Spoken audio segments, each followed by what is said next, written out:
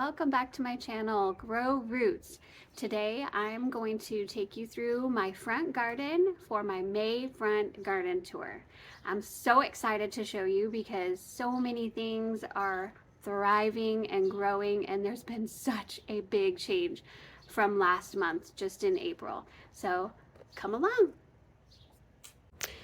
Okay, so I'm starting off my tour where I have started off every other tour, and that is right in front of Mr. Lambo. But you can see that we can barely see Lambo now. He's kind of just peeking over, and the zinnias, and I still have my pansies there, guys. The pansies are still doing amazing. I think they look really pretty with as a contrast to all of the colors of the zinnias. So I'm keeping them there for now. I know that they will not do well the hotter and hotter it gets, and I do have a replacement for them, which I will show you. But here we go. So yeah, hi Lambo. The lamb's ear is kind of under there, all to the side. This is my mum, and you can see there's buds everywhere. I believe this is a yellow mum. I do have some grass coming in underneath it that needs to get pulled a little bit, but yeah, I mean, you can see here's the May night salvia. I did have to get, if you can see, a little garden fence right there from the Dollar Tree. My May night salvia did flop over a little bit again, and yeah, maybe it was getting watered a little bit too much. I found out that our Rockio was set to, I guess, a half an hour each watering, but it was at watering every 3 days. I think it's just too much.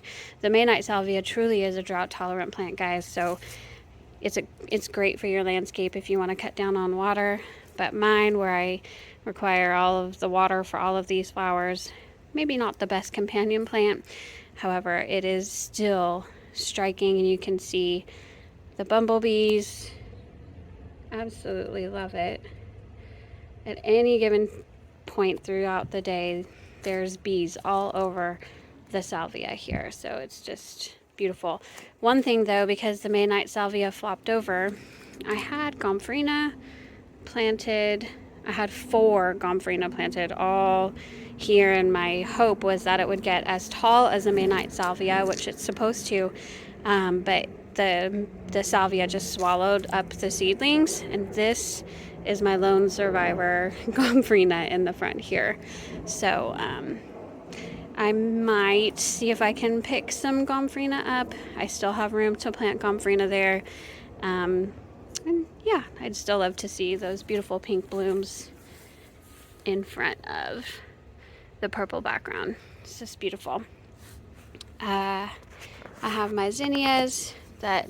These are Thumbelina zinnias. They are taller than I imagine Thumbelinas are supposed to get. They're supposed to be more of like a ground cover zinnia, but they are absolutely beautiful, and they're all kinds of different colors.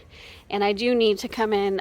I've actually been cutting them already. I've enjoyed about 4 different bouquets of zinnias, and as I cut them, just more and more and more are produced. So you can see them all along here, and yeah, I can't believe how well these white pansies are doing. Still, it has been getting hot. It's been in the 80s pretty well for 2 or 3 weeks now, maybe a couple 90-degree days, but it's still doing really well.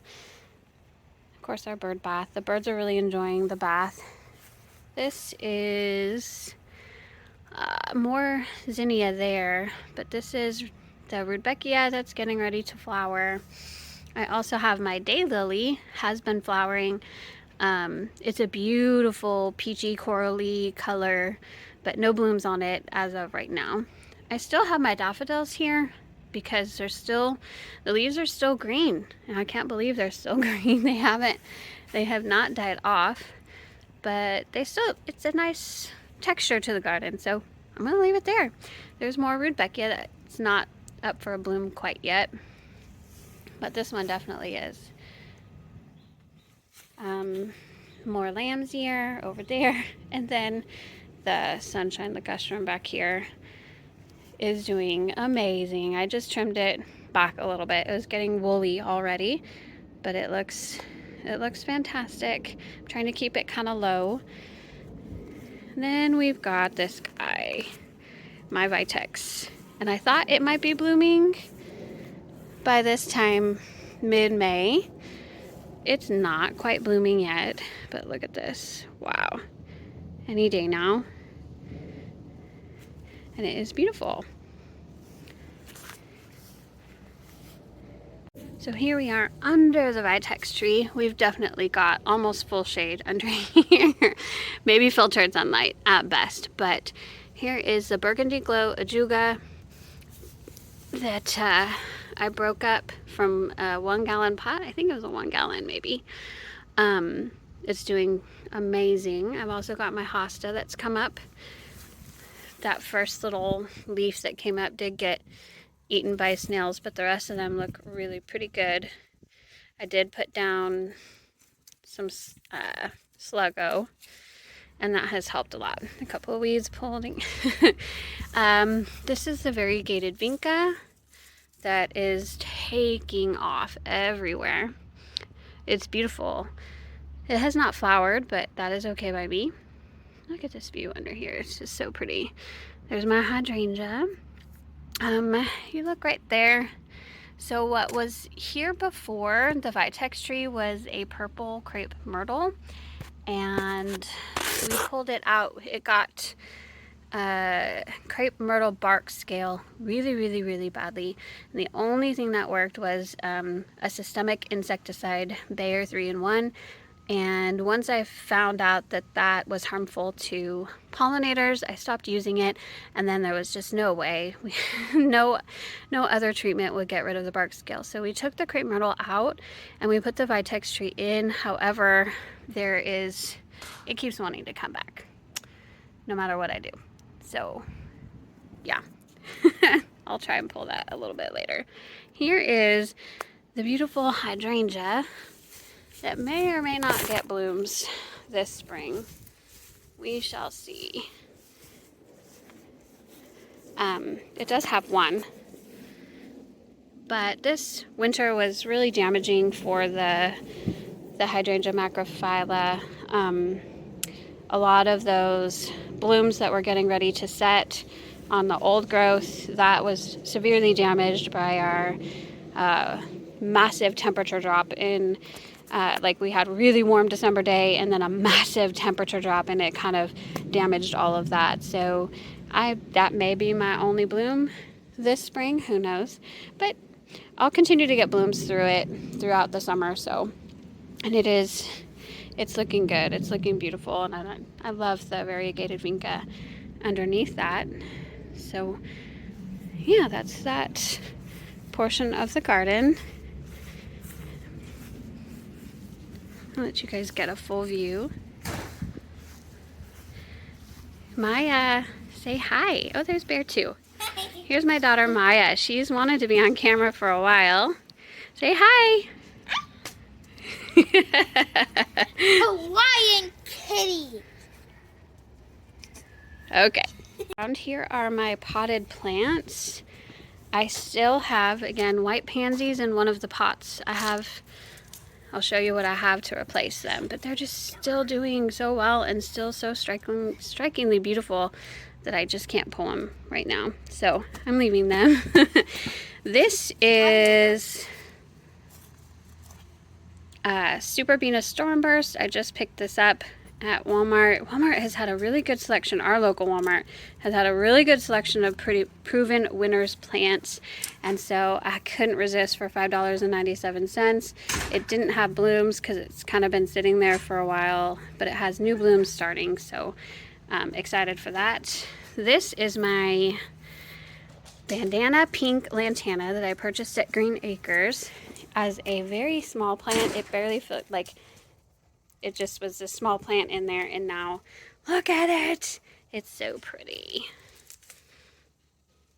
It has pink and yellow, and just, these are brand new.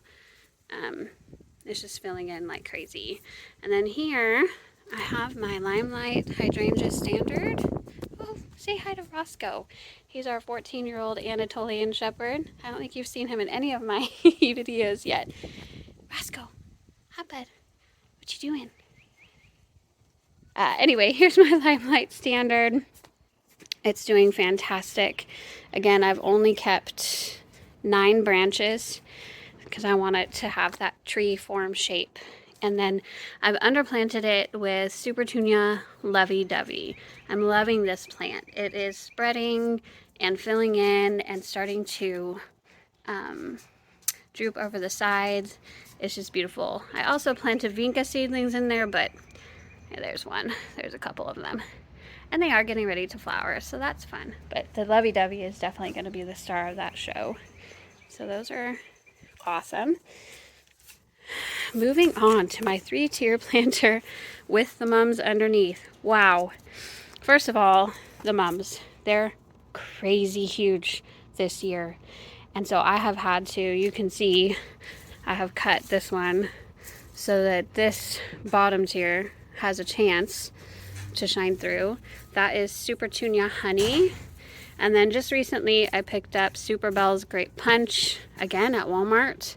And then this is Super Bell's Tropical Sunrise. I just planted those in there, and then they've got some white pansies back there too. Over here, I've got, this mump is starting to bloom. Oh, look at the, Roscoe, come. Hi, Mr. Lizard. We have a ton of green anoles over here. Hi, bud. Say hi.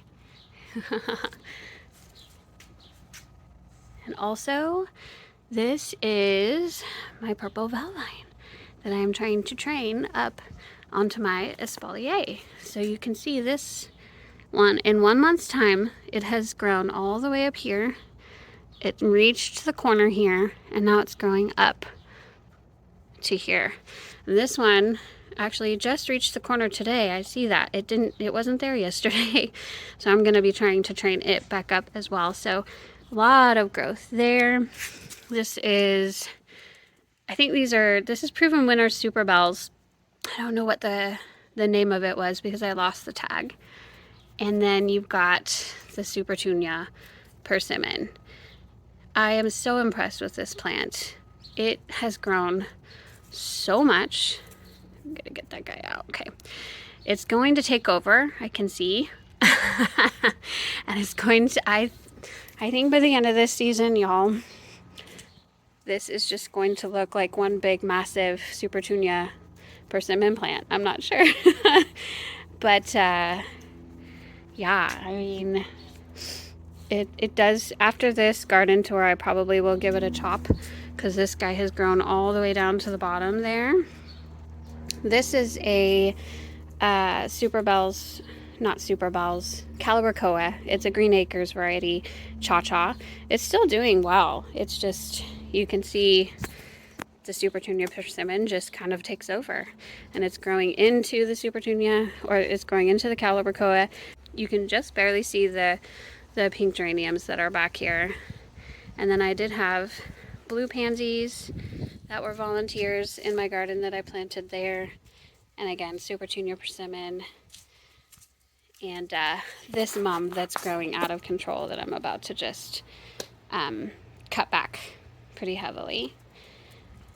And then here on the side, I've still got my white pansies. I've got my baby gem boxwoods, and they are forming just a really pretty little hedge, little line. And the baby gems are looking fantastic. Super happy with them. All right, so up here on my porch, these are white pansies hanging baskets that I found at Walmart for on clearance. They were $2.50 each. I grabbed 6 of them, and this is what I plan on doing to replace my my white pansies when they peter out. Really good trick, you can buy hanging baskets and you can still plant them right into the landscape or in a pot and they'll do just fine. So yeah, for now I just have them chilling on my porch. And here's my coleus planter with Swedish ivy. And just look, this is Pinto Mix coleus from seed. And every plant looks completely different. Yes, something has been eating this one. Not sure. I don't think I put Sluggo in these planters, so probably that's what's going on. But it's just so beautiful, so striking.